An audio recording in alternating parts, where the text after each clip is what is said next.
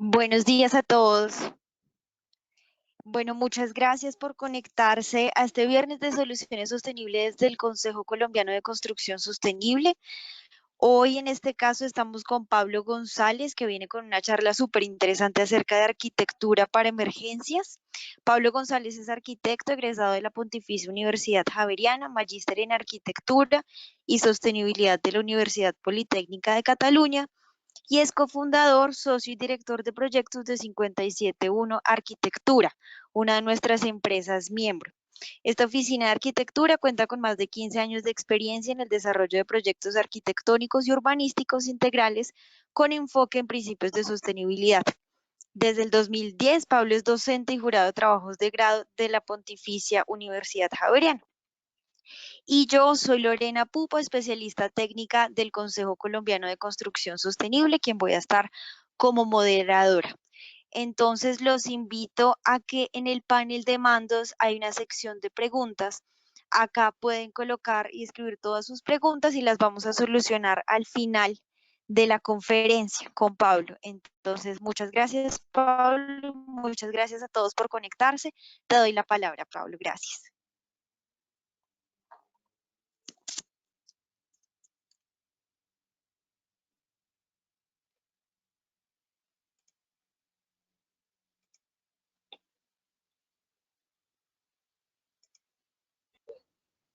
Ah, buenos días, creo que me acaban de quitar el mute, entonces voy a repetir. Muchas gracias a todos por atender esta reunión, al Consejo por el espacio, y espero que todos estén bien en este momento como tan coyuntural, tan difícil, tan extraño, donde creo que tenemos todos la posibilidad de pensar, de tenernos un segundo a pensar y a reflexionar sobre pues, lo que significa, lo que representa, cómo estamos habitando el mundo y demás. Nosotros en 57.1, por acá, nosotros en 57.1 decidimos tomarnos este espacio para pensar justamente, por una parte, en la situación inmediata, en cómo vamos a atender esta situación inmediata, en la transición de nuevo a la normalidad, y posteriormente queremos también hacer una reflexión sobre cómo debería volver a ser esa normalidad, digamos, post-COVID, que creo que va a ser una oportunidad para que nosotros como especie mejoremos en muchas de nuestras, digamos, nuestras costumbres, actitudes, la manera como habitamos. En este momento, digamos, voy a atender digamos que esta presentación buscando digamos, atender el problema inmediato y la transición a volver a la normalidad. Arranco diciendo que este no es un proyecto nuevo para nosotros, sino es un proyecto que nosotros llevamos madurando muchos años, inclusive esta fue la tesis de grado de mi pregrado hace, bueno, más de 15 años, donde básicamente, y empiezo aquí a hablar, donde básicamente quería explorar el tema de emergencias, porque emergencias siempre ha habido y va a haber, digamos, más de estas seguramente. Entonces, es un problema recurrente en el tiempo. Un poco introduciendo 57.1, nosotros somos una empresa que llevamos 15 años, como nos presentó Lorena. Somos una empresa digamos, enfocada en el diseño arquitectónico, en el diseño de espacios, edificios y ciudades sostenibles, incluyentes y armónicas. Un poco nuestra filosofía por la cual diseñamos los parámetros que utilizamos para diseñar cualquier proyecto, cualquier situación en la que nos encontremos son estos. Buscamos que todos nuestros proyectos tengan un sentido social, ambiental y económico, digamos, envolviendo todo el tema de sostenibilidad, atendiéndolo como un todo, pero por otro lado sin abandonar la idea de esas ciudades que generan emoción, de esos espacios que emocionan a través del sentido estético. A través de estas cuatro, digamos, componentes, nosotros podemos tomar decisiones que nos permiten tener juicios de valor para tomar decisiones de diseño. También a partir de estos cuatro valores estamos haciendo estas propuestas nuevas. Quiero arrancar, digamos, esta presentación de arquitectura de emergencia, digamos, presentando la idea original. La idea original parte de la noción de los buses, de la necesidad de las ciudades de transportarse, pero también de la necesidad de las ciudades de renovar esa flota automotriz que está reglamentada, digamos, tiene todo un marco jurídico que obliga a la chatarrización y a la disposición de estas unidades. Un poco la reflexión que nosotros hacemos sobre esto, pues es que hay un recurso muy valioso, muy importante, que más allá de transportar y movilizar personas en la ciudad, puede tener otros usos posterior a su vida como transporte público, y ahí arranca, digamos, también una visión de sostenibilidad, la idea de no generar más basura, de darle una segunda oportunidad a estas estructuras. Pues de ahí creo que tenemos para arrancar esta propuesta, este proyecto, y es una cosa que ocurre en todas las ciudades del mundo, es un recurso que está ahí, y nuestra reflexión es acerca de qué podemos hacer con este recurso en vez de chatarrizar. La propuesta original fue, como les comentaba en mi tesis, en el 2004, donde también en ese momento hubo una emergencia, fue una ola invernal, digamos que no fue tan fuerte como la del 2010, pero fue una ola invernal significativa que cobró muchas vidas, que además dejó a mucha gente sin casa, y a partir de eso planteé la tesis de reutilizar estos buses. En ese momento justo estaba en la polémica de la chatarrización, todavía no se había reglamentado muy bien cómo se iban a disponer de estos buses, y digamos también la polémica acerca de la contaminación del aire. Es decir, nosotros creemos que es una necesidad fundamental renovar estas flotas, y más aún ahorita cuando nos damos cuenta con estas calles despejadas, con el aire, cómo se modificó después de esta emergencia. Creo que nos da para una reflexión más fuerte, que deberíamos renovar aún más esa flota. Pero este recurso creo que tiene una oportunidad de solucionar otras problemáticas.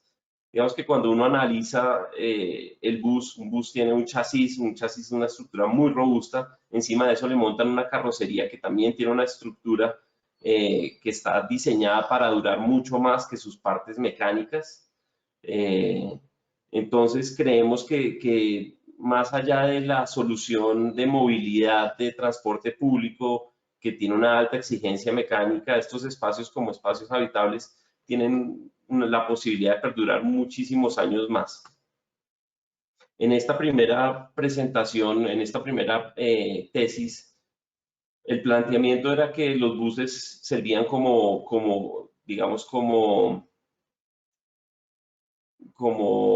empaque, pero también como elemento de transporte de unas estructuras que junto con los buses generaban una serie de espacios habitables que se dejaban configurar como unas especies de estaciones portátiles dentro de los buses, y permitían configurarse de muchas formas para adaptarse a las distintas necesidades. Aquí pongo una cita de ese entonces, del 2004, cuando había más de 60.000 familias afectadas, y solo en Río Oscuro, Caldas, 21 familias, digamos, que quedaron sin hogar, además de una serie de víctimas fatales.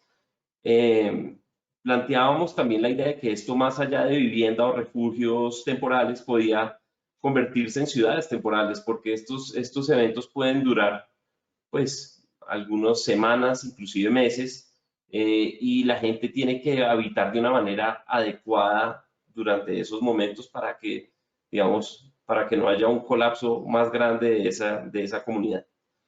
Eso incluía pues tener espacios educativos, espacios de vivienda, inclusive espacios de jueces, porque también genera una problemática social importante, o espacios culturales como una tarima sobre ruedas. Más allá de digamos, de la tesis, esa tesis nosotros la presentamos, tuvimos la fortuna de ganarnos un concurso en ese momento que se llamó Arquimet, que organizaba la Universidad Javeriana con ACESCO, con esta misma propuesta. Lo publicaron en la revista Escala, el proyecto, pero nunca se resolvió y quedamos siempre con las ganas de llevarlo adelante, porque realmente en Colombia no hay una infraestructura permanente para las situaciones efímeras de emergencia. Entonces, en el 2010 vino la ola invernal fuerte. En ese momento yo dije, oiga, esto han pasado 6 años y no se ha solucionado nada. ¿Qué pasa si revivimos el proyecto y de pronto le damos un giro un poquito al diseño y a la manera como lo estamos percibiendo, asegurándonos que esos buses efectivamente salgan de movilidad? Y hicimos este otro planteamiento que también tuvo mucho movimiento en publicaciones, en concursos y demás. Fue muy interesante, pero de nuevo estamos como en la polémica de no haberlo podido sacar adelante. En ese momento, en la inundación del 2010, en la ola invernal del 2010, digamos unos números altísimos de damnificados, de 2,5 millones de personas, donde la solución era entregar hamacas y entregar colchones. Se entregaron 28.000 colchones y 47.000 hamacas, donde las soluciones más pertinentes de pronto podrían haber tenido un costo un poco alto. Las soluciones que se dieron fueron unas soluciones un poco desechables o unas soluciones que no dignificaban la condición humana, al revés, generaban unos problemas sociales un poco fuertes. Nosotros pues, proponíamos una situación intermedia donde creemos que nuestra solución podría, por un lado, perdurar en el tiempo, generar una dignidad humana un poco mayor y tener un costo razonable para su momento. En esta imagen se ilustra, digamos, el proyecto parqueado al lado de una zona inundada donde esa gente habría tenido que salir de sus hogares para ocupar espacios temporales mientras reconstruían unos espacios permanentes. De nuevo, un poco la visión del proyecto era que los muebles, el mobiliario es el que genera el programa, o es decir, y eso sigue aún vigente en la propuesta de hoy, donde dependiendo del mobiliario y la distribución que uno le da, pues puede solucionar distintas necesidades que tengan las comunidades, desde vivienda, alojamiento, unidades familiares, unidades escolares, unidades de servicio, unidades, digamos, enfocadas al sector de la salud.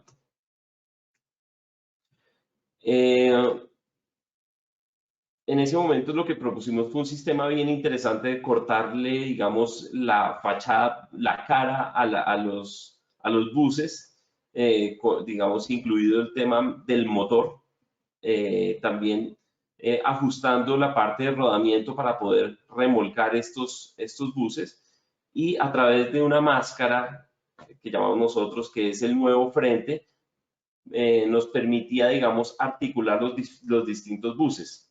Los muebles le daban el programa al bus y una serie de accesorios permitía que se adaptara mejor a ciertos climas y ciertas condiciones. La máscara, que era lo nuevo que íbamos a poner, digamos, tenía un diseño que permitía articularse de distintas formas, haciendo configuraciones circulares, lineales y demás, y adaptándose, digamos, a los distintos espacios disponibles para atender esa emergencia. Esa propuesta, como les digo, fue una propuesta interesante, exitosa en su momento, pero de nuevo, aquí tenemos una visión, digo, los gobernantes de turno a mí me ha parecido que tienen una visión donde se ocupan de una emergencia, una vez la solucionan se les olvida que hubo tal emergencia y no tenemos un sistema robusto para atender emergencias. En esta ocasión, esta emergencia que creo que es inclusive la más fuerte que hemos vivido hasta el momento, genera unos retos de otro tipo. A diferencia de la ola invernal, digamos, la necesidad más clara de su momento era la necesidad de resolver el déficit habitacional por las inundaciones, aludes y demás que hubo en ese momento. Hoy, la necesidad está enfocada en el sector de la salud. Vemos, digamos, por una parte, la necesidad evidente de solucionar la capacidad hospitalaria y en especial las unidades de cuidado intensivo. Entonces, en este proyecto lo que estamos proponiendo es no reemplazar, no hacer clínicas móviles ni nada de eso, que es muy difícil de gestionar. Contamos con un equipo de asesores que ha sido muy valioso entre doctores, arquitectos especializados en infraestructura hospitalaria y distintos asesores, por ejemplo, en conversión o en fabricación de vehículos especiales. ¿Cómo podría plantearse un proyecto que fuera viable? En este momento, lo que planteamos es, oiga, ¿cómo apoyar la red existente hospitalaria? Ampliar la capacidad de camas para cuidados intensivos. Parece ser inminente la necesidad, más allá de las medidas que se están tomando, que son muy buenas. Esto creemos que puede ser una medida complementaria, donde cada hospital pueda tener una unidad satélite que le permita, si bien pues puede parquearse al lado de la infraestructura existente, también puede servir para atender remotamente necesidades lejanas a la infraestructura existente, pero administrado por la misma clínica. De nuevo, digamos, el sistema que proponemos en esta ocasión, a diferencia de los pasados, es en el 2004, Transmilenio llevaba básicamente 4 años en circulación. Hoy ya lleva 20 años. Hoy ya se está empezando a chatarrizar las primeras unidades de Transmilenio. De hecho, el año pasado salió un decreto donde se deben chatarrizar 1.200 buses. A hoy tenemos entendido que solo se han chatarrizado 600 buses de dar una flota disponible. Adicionalmente, deben salir más buses. Estos buses de Transmilenio, si bien nosotros nos quejamos que contaminan mucho el aire, que están en regulares condiciones mecánicas, para efectos de cumplir otros usos distintos a movilizar gente, creemos nosotros que tienen un potencial muy interesante de simplemente adaptarse y que tengan, digamos, revisarse para que cumplan unas condiciones mecánicas suficientes para moverse de sitio en sitio, pero no estar transportando gente. Digamos que la demanda de capacidad de esos buses pues bajaría sustancialmente y nos ayudaría a cubrir notoriamente, digamos, esta emergencia. Esta es una imagen que ilustra un poco la situación, ¿no? Que se está viendo en otros lugares del mundo, donde se ven estos señores con estos trajes que casi que parecen astronautas en una sensación casi apocalíptica, donde creemos nosotros que el bus, que el Transmilenio, en últimas es una manera de darle identidad a la manera como nosotros como bogotanos y eventualmente en otras ciudades que repliquen el sistema, identifiquen, ¿sí? Se vuelva como una luz de esperanza esta identidad que tienen estos buses. Un poquito la propuesta, pasando a la propuesta del proyecto como tal, proponemos que a estos buses se les haga una adecuación, obviamente quitando las sillas existentes, todo el mobiliario existente, generando unas nuevas divisiones entre las unidades. Proponemos que cada bus tenga cuatro espacios donde puede tener 4 unidades de cuidados intensivos o puede complementarse un bus con otro teniendo un módulo de baños en la mitad. Poco la distribución nos permitiría que ciertas unidades de cuidados intensivos inclusive tuviera esquemas de bioseguridad como espacios exclusa, que todos tuvieran sus propios lavamanos y que todos cumplieran con las dimensiones para poder atender al paciente de manera adecuada. Algo que nos parece interesante este proyecto de unidades de cuidados intensivos es que eventualmente también puede complementar las medidas que se están tomando como la habilitación de corferias para espacios digamos, masivos de atención. Ahorita les complemento con la imagen. A los buses también se les propone, además digamos, hacerles una intervención a los espacios de atención hospitalaria, digamos, obviamente unos espacios donde hay unos, digamos, la cabina del conductor y hay unos espacios de conexión, digamos, toda la infraestructura de conexión se puede adaptar debajo de los buses y la idea es que todo esto se puede prefabricar en lugares seguros para llevar la solución completamente montada, inclusive con mobiliario y todo, que esto pueda llegar a atender, no llegar a armar para poder atender. Proponemos que la circulación se haga a través de unas plataformas metálicas plegables que se sueldan y se amarran a los buses. Cuando lleguen al sitio que se requiere, se pueden simplemente desplegar y quedan las estaciones básicamente armadas con lo que vienen los buses. En el esquema de Corferias creemos que los pabellones grandes deberían tener un carácter menos, digamos, menos riguroso, porque así lo están haciendo, es decir, la distribución de esos espacios, el aire es compartido, es tan masivo que la gestión va a ser más compleja. Sugerimos es que las unidades de cuidados intensivos se hagan en estos espacios complementarios para dejar los otros pabellones para recuperación, hospitalización y otras necesidades igualmente importantes que va a haber en esta emergencia. Básicamente, algo que nos llama mucho la atención de los Transmilenios es que el espacio habitable, por un lado, ya tiene ventanas, ya tiene las puertas, son espacios altos, son amplios. Digamos, hay otras soluciones que también son muy interesantes y también pueden complementar esto, como hacer espacios hospitalarios en contenedores. Creemos que es más difícil, más demorado, un poquito más costoso hacerlo así. Menos práctico porque toca, digamos, arrastrarlos a través de camas bajas y otros medios.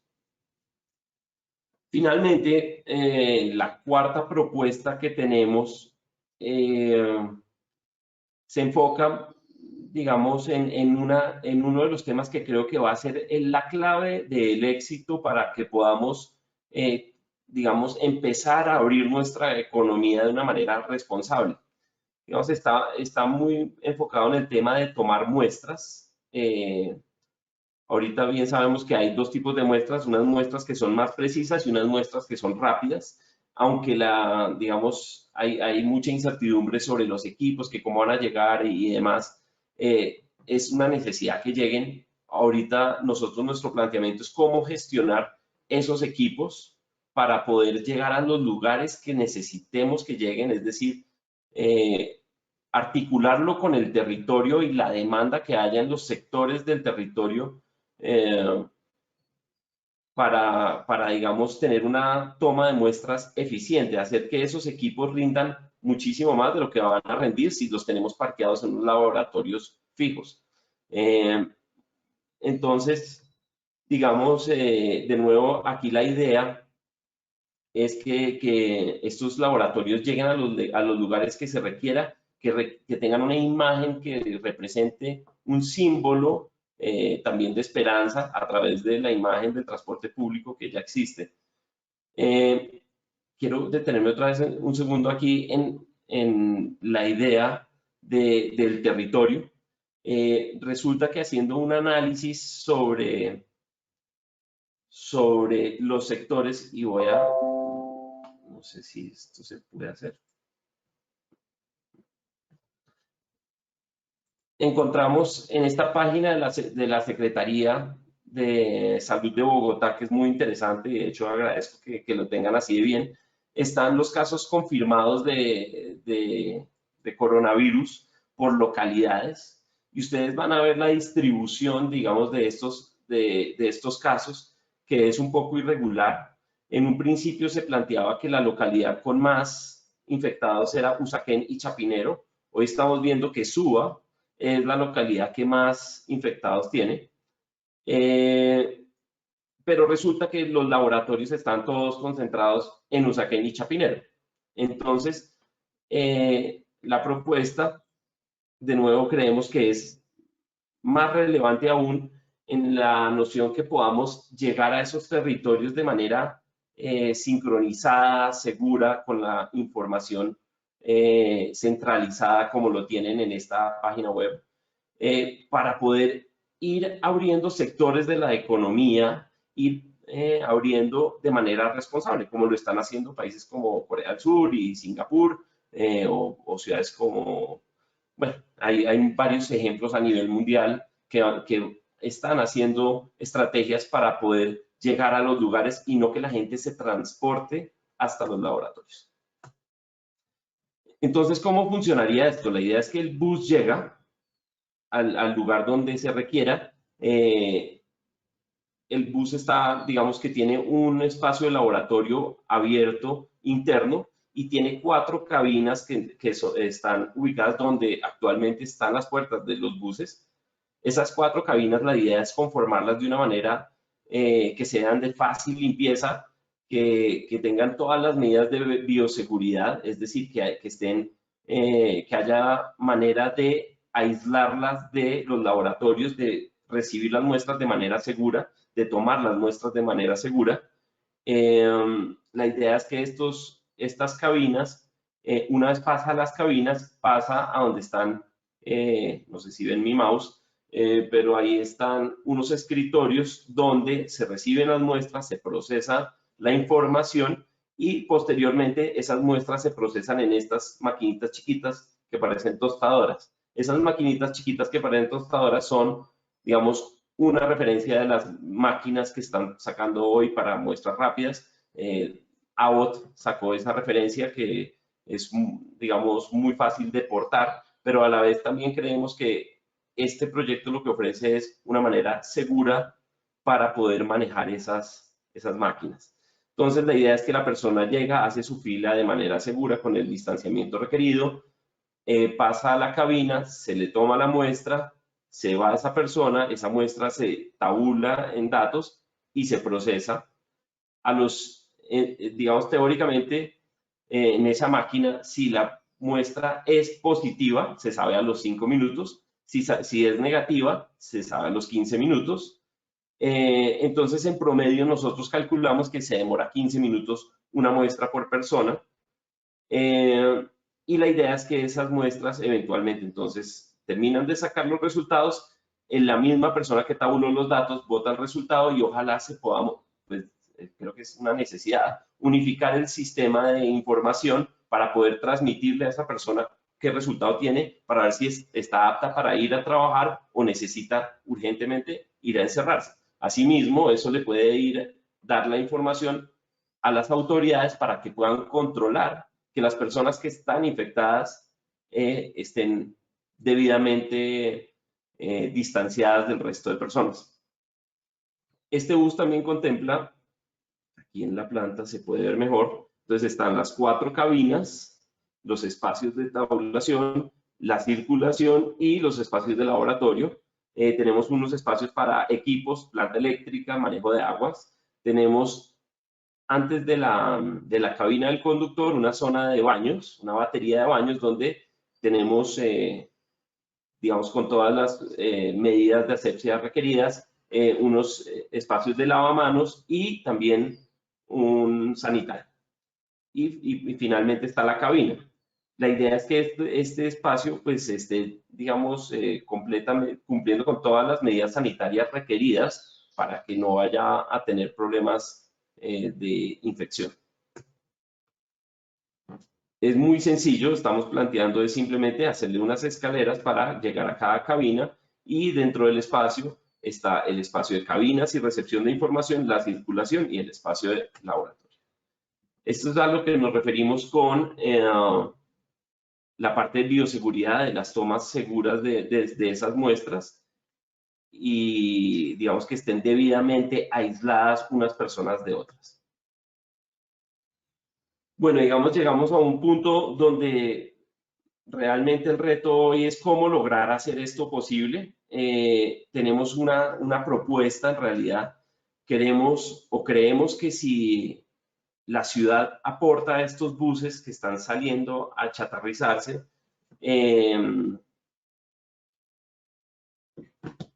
si la ciudad aporta estos buses realmente para la ciudad tienen un ingreso mínimo, es decir, lo que vale estos buses es el cupo, al igual que los taxis. el acuerdo que hay hoy, el contrato que hay hoy de chatarrización es que los buses se cancelan por el peso y por el valor de el kilo de chatarra. Entonces, digamos, haciendo una cuenta, que tocaría obviamente verificar, rápida, el valor de un bus por su peso más o menos debe estar en el orden de 20 millones de pesos. La segunda parte, ¿quién lo va a transformar y cómo lo va a transformar? Entonces nosotros proponemos hacerlo a través de un grupo de especialistas en arquitectura móvil, en carros especiales, los cuales hemos, digamos, contactado a 2 firmas ya, y también con nuestro grupo de asesor de arquitectura hospitalaria, de doctores y todos los asesores que nos han venido colaborando, armar estos prototipos. Creemos que para lograr conseguir los recursos para este proyecto, creemos que puede tener un impacto, digamos, muy visible para, por un lado, conseguir recursos privados a través de donaciones, donde las personas o las empresas que donen al proyecto puedan mostrar, digamos, el proyecto. Inclusive se podría pensar en hacer algo de publicidad sobre esos buses. Y por otro lado, recursos públicos. Digamos que ahorita es muy importante que la ciudad y el país se enfoque en este tema de la recolección de muestras y por otro lado en la ampliación de la capacidad hospitalaria. Creemos que puede existir, digamos, esa posibilidad. Hemos hablado de varias, digamos, de varias estrategias, materiales y demás. Para llegar a un valor preciso de esos buses, obviamente es fundamental hacer un prototipo, pero digamos todos los números nos están dando un orden aproximado de 100 millones para esta infraestructura espacial, digamos, sin incluir los equipos, por supuesto. Bueno, en tercera instancia, ¿quién lo va a gestionar? Que también es otro tema muy importante. Nosotros proponemos, digamos, no crear una red nueva, sino, digamos, ampliar las capacidades existentes, tanto de la infraestructura hospitalaria existente, es decir, de todos los esquemas que ya tienen completamente definidos y cuadrados toda la red hospitalaria de Bogotá y de cada ciudad, y por otro lado, de los laboratorios. Es decir, en Bogotá hay habilitados una serie de laboratorios que también podrían tener unas extensiones móviles para que ellos mismos sean los que gestionen y tabulen esa información y la coordinen con el resto de actores relevantes para la mitigación de este problema. Y finalmente, digamos, el valor, digamos, sea ese valor que pongo ahí o sea mayor, creo que es un poco irrisorio, por un lado, por el impacto positivo que puede tener en la mitigación del problema, y por otra parte, porque es una infraestructura que puede reutilizarse en varias emergencias a futuro. ¿Sí? Más que un costo, yo creo que se tiene es que entender como una inversión que yo llevo 20 años, 16 años, comprobando que es necesaria.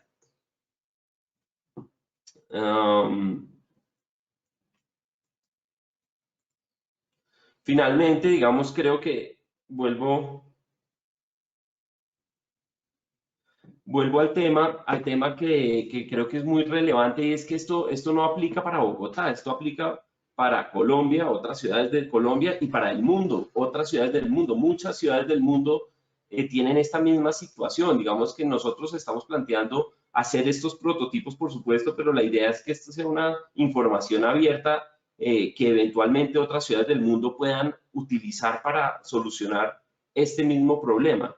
De nuevo, este problema no es solo ahorita y hago mucho énfasis en esto porque apenas se pase el problema se nos olvida a todos que hubo un problema. Esto ha ocurrido en el pasado y va a volver a ocurrir.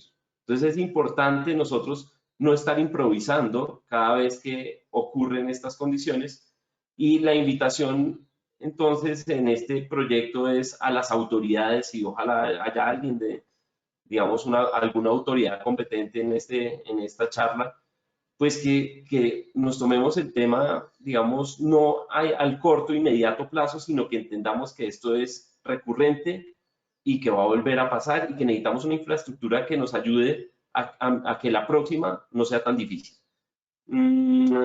Y finalmente, pues a todos para compartir, para dialogar y seguramente habrá gente especialista en muchos temas que pueda colaborar, pues nosotros somos los primeros interesados en conocer sus opiniones y ver cómo podemos colaborar. De nuevo, nosotros en 57.1 tenemos este espíritu de colaboración.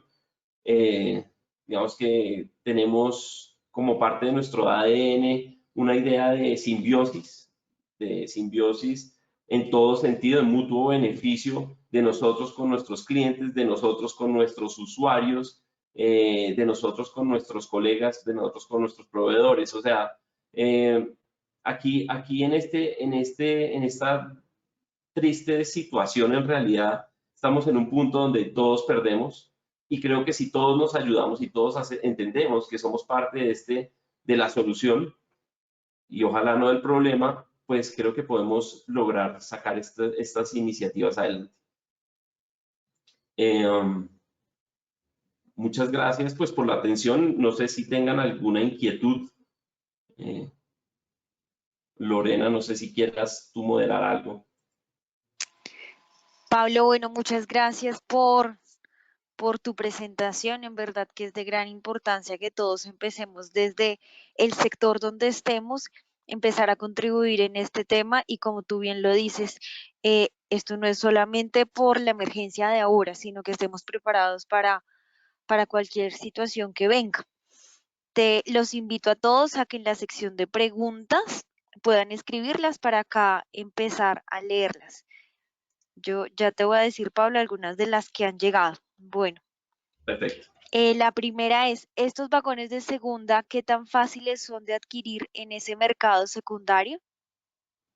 Bueno, digamos que eso está todo reglamentado y está en disposición de cada municipio.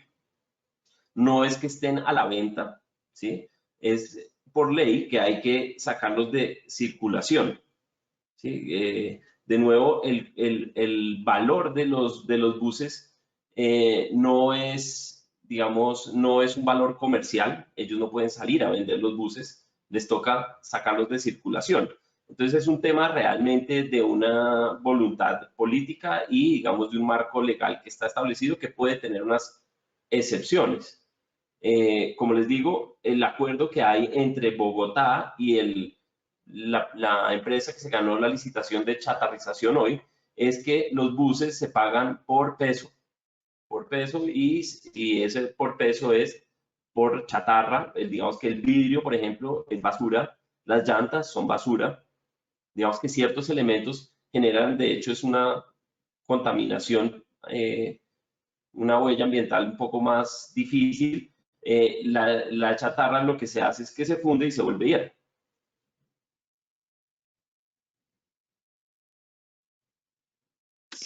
Listo, gracias. Daniel Molina dice, buenas tardes. Primero que todo, muy interesante la propuesta. Me gustaría saber si se ha presentado en modelos o propuestas similares para sectores rurales.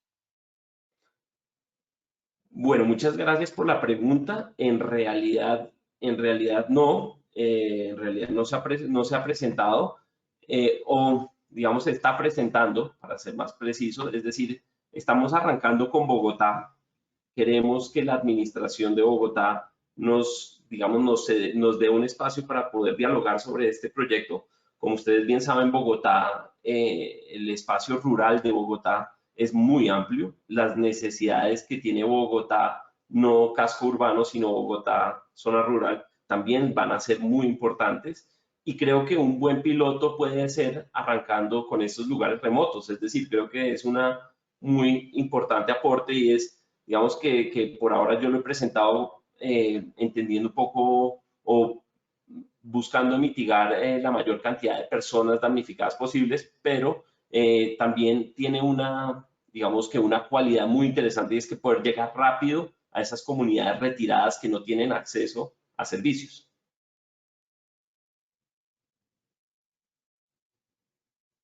Gracias. Bueno, la siguiente es, ¿cuánto es el tiempo de duración de una unidad? Mm, A ver, no entiendo la pregunta, digamos, el tiempo de duración en cuanto a la fabricación. No, es que nosotros creemos que la fabricación de una unidad, y lo que hemos venido hablando con los proveedores de unidades especiales de vehículos, es que una fabricación de estas o una remodelación de estas, trabajando con equipos de 24 horas, se puede sacar en el orden de 2 o 3 semanas. Ahora, replicando el número de equipos que uno utilice, pues puede atender el número de unidades que necesite. O sea, si uno pone más equipos a trabajar, pues puede atender más buses en simultánea. La idea, por supuesto, sería para nosotros sacar un prototipo y de ahí desplegar a una estrategia grande para poder sacar muchas unidades en poco tiempo.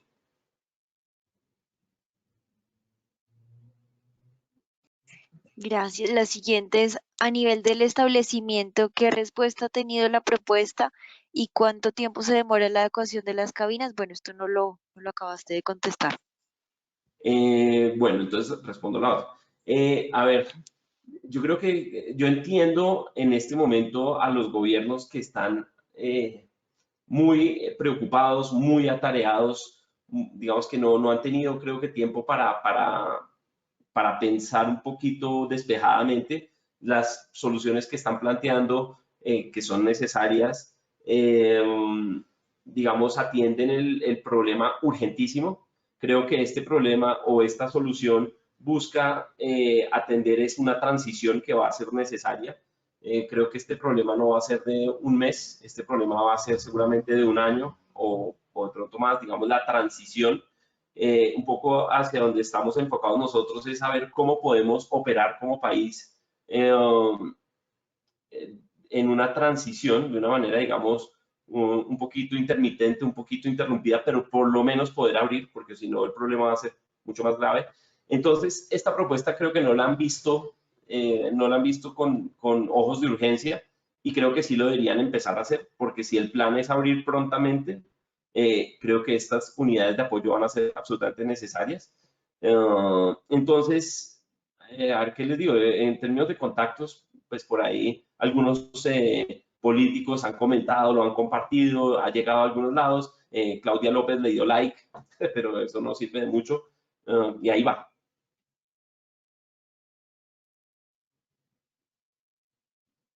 Gracias. Bueno, Ángela María Henao dice, buenos días, muchas gracias, Pablo, muy interesante. La pregunta es, ¿más o menos tienes una cifra de cuántos buses se tienen disponibles para hacer estas unidades? Perfecto, sí. Pues a hoy, eh, a hoy salieron 1.200 buses de Transmilenio, digamos, por las nuevas fases de Transmilenio.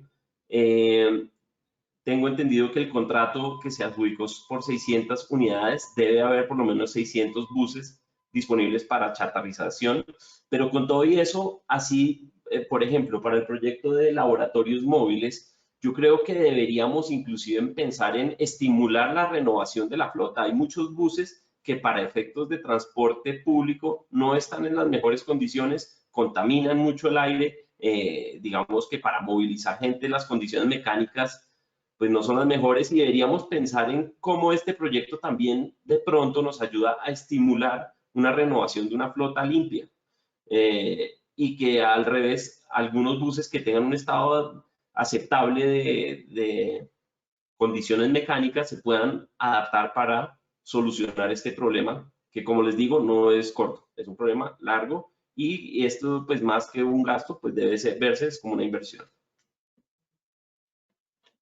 Gracias. Acá nos llegó la aclaración respecto a la pregunta del tiempo de duración de la unidad. Él preguntaba respecto al tiempo de vida de la unidad UCI bus. Ok, digamos que la vida útil para un espacio móvil es muchísimo mayor que la vida útil para un bus. Un bus, por ley, tiene 20 años de vida útil en circulación en las vías. Si ustedes se fijan en la arquitectura móvil, hay espacios que llevan fácilmente el doble, 40 o 50 años, dependiendo obviamente de un buen mantenimiento que se le haga a estas unidades. digamos que estos espacios cuyo chasis es de altísima calidad de hierro y las carrocerías son en cold roll, con un adecuado mantenimiento pueden, digamos, subsistir en un clima como el de Bogotá fácilmente otros 25, 30 años. Sí, obviamente todos sabemos que a nivel del mar, mejor dicho, cerca al mar, estos, digamos, los vehículos sufren muchísimo más y se desgastan mucho más. Entonces, pues creo que es relativo, pero en realidad a estos buses como espacios habitables les quedan fácilmente 20 o 30 años de vida para atender situaciones de este tipo. Gracias. Bueno, el arquitecto Rafael Ortega dice, buenas tardes, mi pregunta es, ¿se ha pensado en cómo llevar este proyecto a regiones de difícil acceso por topografía o distancia, entre otras? Perfecto, sí. Bueno, digamos que esa es una excelente pregunta que en cierta medida puede llegar a desvirtuar un poco la idea de solo utilizar buses de Transmilenio. Sí, los buses de Transmilenio tienen unas condiciones, digamos, que requieren de una infraestructura vial mucho más robusta, pero digamos que si pensamos en combinar también con buses que estén en unos estados, digamos, adecuados del SITP o otros tipos de buses más pequeños que sí tengan la capacidad de llegar a estos sectores rurales. Creo que podemos y debemos combinar esas estrategias. Digamos, me parece súper interesante la pregunta y creo que daría para digamos que una versión rural del proyecto. Gracias. Bueno, Catalina Paiva de Exiplast ofrece su conocimiento y que puede aportar para el desarrollo. Les puedo enviar después los datos. Julián Gómez dice, muchas gracias por la propuesta. En relación a la normativa nacional de salud, ¿qué elementos de asepsia y condiciones para la hospitalización segura ha tenido en cuenta esta propuesta? Bueno, muchas gracias por la pregunta. Digamos que esa es una pregunta difícil en realidad, porque los requerimientos de la infraestructura hospitalaria son altísimos, ¿sí? Esta es una arquitectura que no pretende reemplazar la arquitectura hospitalaria existente, pretende complementarlo para situaciones de emergencia. Todos sabemos que en situaciones de emergencia, pues las normas se flexibilizan para poder atender las emergencias. Pues lo estamos viendo en Corferias con unas divisiones muy precarias y unas condiciones menos favorables. Dicho eso, la idea de este proyecto es, digamos, cumplir con unos estándares mínimos de asepsia y de bioseguridad, por ejemplo, en las divisiones, en los materiales, en la posibilidad de hacer las medias cañas que son requeridas, en el manejo de las instalaciones, a través también de estos espacios esclusa o de las cabinas asépticas para la toma de muestras. Pero de nuevo, pues digamos que no hay que desconocer que es una arquitectura diseñada y pensada para una condición de emergencia.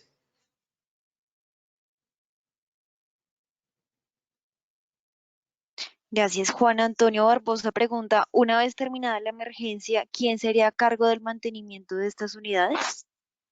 Muy buena pregunta también. Me parece que es pertinente. Nosotros lo que proponemos, de nuevo, cuando mostrábamos en la diapositiva 3, en la diapositiva donde se veía cómo hacer el proyecto, el punto 3, que es la gestión. ¿Quién debe gestionar esto? Para nosotros, digamos que estos proyectos, unidades, deben tratar de apoyar las redes existentes. En el caso específico de Bogotá, nosotros creemos que esta propuesta debería ser parte de la red hospitalaria de la ciudad de Bogotá, ¿sí? Que es esa misma red que debería mantener estos buses y utilizarlos para atender las distintas emergencias que hay permanentemente posterior a este proyecto. Ahora, si se hacen excesivas unidades del proyecto, de pronto se puede pensar en donárselas a algunos municipios y que la gestionen en otras, digamos, otras personas que también la necesiten. Gracias. La siguiente es de Fabio López. Dice, le parece muy interesante la propuesta y consulta si se ha costeado a partir de unidades nuevas, es decir, si se pudiesen adquirir vehículos nuevos para adaptar al final con las unidades usadas, ¿qué tanta vida útil podrían tener? De acuerdo. Muy buena pregunta también, claro, que se puede hacer con unidades nuevas. Digamos aquí un poco el tema. Realmente un bus de Transmilenio nuevo vale alrededor de $400.000. Es decir, pues, con el dólar de hoy como 1.500 millones de pesos. ¿Sí? Y ofrecen unas condiciones excepcionales en términos espaciales y en términos del chasis, de lo robusto que son esos chasis y demás. Entonces, yo creo que parte del proyecto, digamos que sí se puede hacer, pero creo que parte de lo interesante del proyecto es entender que un residuo que son los buses que van a salir, puede convertirse en algo muy útil. ¿Sí? Esa es un poco la sinergia que estamos buscando entre la problemática de la chatarrización y la problemática de la emergencia.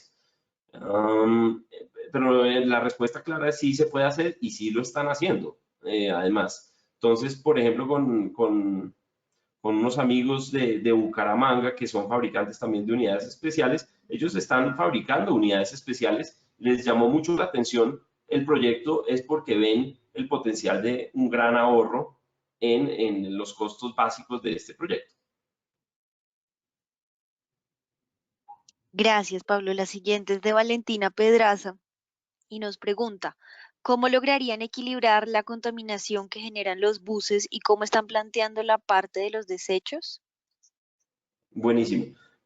Sí, mira, Valentina, digamos, ahí hay un tema que efectivamente en este planteamiento se vuelve paradójico, tal vez en el anterior donde serían los buses que eran con unas máscaras y demás, pues se atendía mucho más el problema de la contaminación, por ejemplo, del aire. Eh,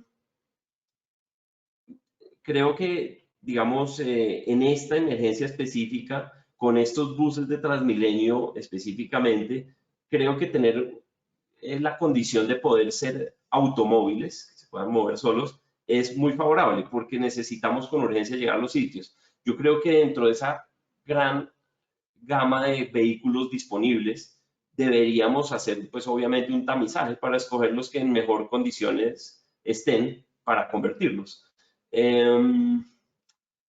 Efectivamente, digamos que no se acaba el problema de la contaminación del aire, pero estos son buses que van a estar moviéndose muy poco y parqueados atendiendo muchos problemas. Entonces, realmente se va a disminuir muchísimo la contaminación eh, y realmente el fin que van a cumplir creo que lo amerita. Eso por el lado de la contaminación del aire. Ahora, por el lado de los desechos, ya el manejo, eh, digamos, en el caso específico de las unidades de cuidados intensivos, la configuración de las unidades nos permite una flexibilidad y nos toca hacer unos diseños dependiendo de cómo se parqueen estos buses en cada espacio para hacer unas rutas seguras de evacuación de desechos y de disposición de desechos, como se hace en cualquier, digamos, infraestructura hospitalaria. En el caso de los laboratorios, es una pregunta muy importante porque pues vamos a estar tomando muestras de un porcentaje seguramente, de esas muestras un porcentaje seguramente serán contaminadas de personas que tienen el virus. Es muy importante dentro de el mobiliario que se le ponga a ese laboratorio disponer de un sistema seguro para disponer esas muestras y eventualmente cuando vuelvan al laboratorio base, estos son los satélites, eh, conectarse al sistema de desechos de la infraestructura base. Gracias, Pablo. Ya vamos con las últimas preguntas.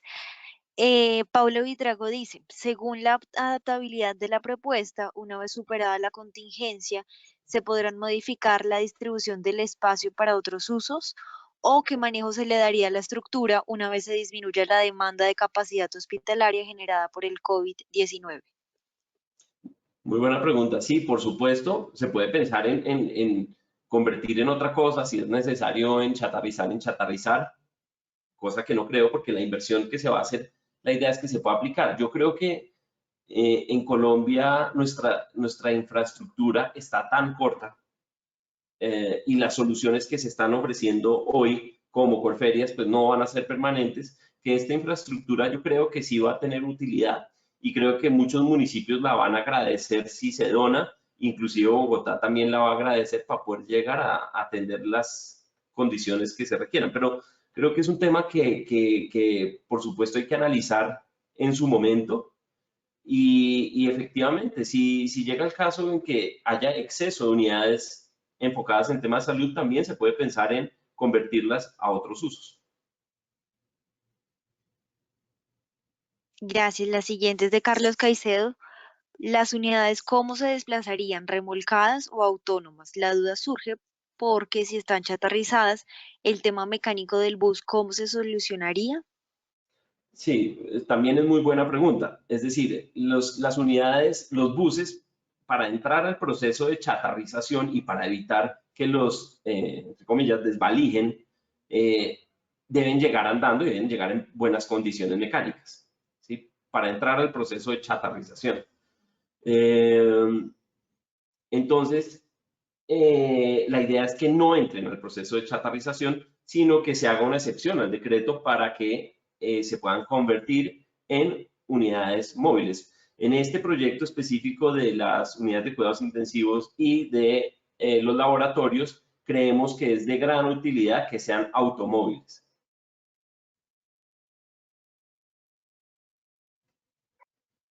Gracias. La siguiente es de Edwin García y pregunta, ¿cómo han pensado abordar la contaminación interna del aire, sabiendo que habría presencia de virus, bacterias, hongos y contaminación química? De acuerdo, súper, súper buena pregunta. Digamos que algo muy importante en estas unidades, digamos, en el manejo del aire de las unidades hospitalarias es esa presión negativa. Esa presión negativa se puede lograr con unas soluciones muy sencillas de ventiladores, aprovechando que de ventiladores de extracción, por ejemplo, eólica o mecánica. Eh, digamos que el proyecto lo que buscaría es aprovechar las claraboyas que existen en estos buses para extraer el aire por esos lugares, aprovechando que además tienen ingreso de aire pues, por las dos fachadas laterales también. Entonces, básicamente es un tema, un diseño mecánico que tiene que hacer parte integral del proyecto. La idea, algo que me parece muy valioso también de la pregunta, es que justamente al ser unidades cerradas, permiten el control de esos, digamos, el control y la evacuación y el adecuado manejo del aire, cosa que en un espacio abierto como Corferias, pues no se puede lograr fácilmente.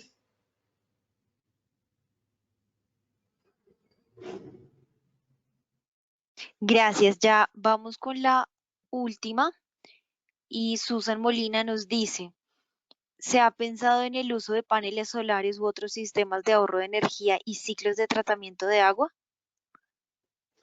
Sí, digamos en la propuesta anterior, digamos que nosotros tuvimos con la de las máscaras, justamente pensábamos en esas soluciones que me parecen importantes. Yo creo que este proyecto, si de llegar a hacerse, ojalá tuviera una fase posterior que es cómo volver las unidades, digamos, independientes de la red y completamente sostenibles, implementando paneles solares, implementando sistemas de tratamientos de agua y demás, que creo que son muy valiosos. Digamos, en el espacio de la urgencia creo que no es lo más importante, sino lo más importante es poder realmente atender la urgencia, pero posterior a la atención de la urgencia, chéverísimo que estos espacios además pudieran incorporar estas estrategias de sostenibilidad.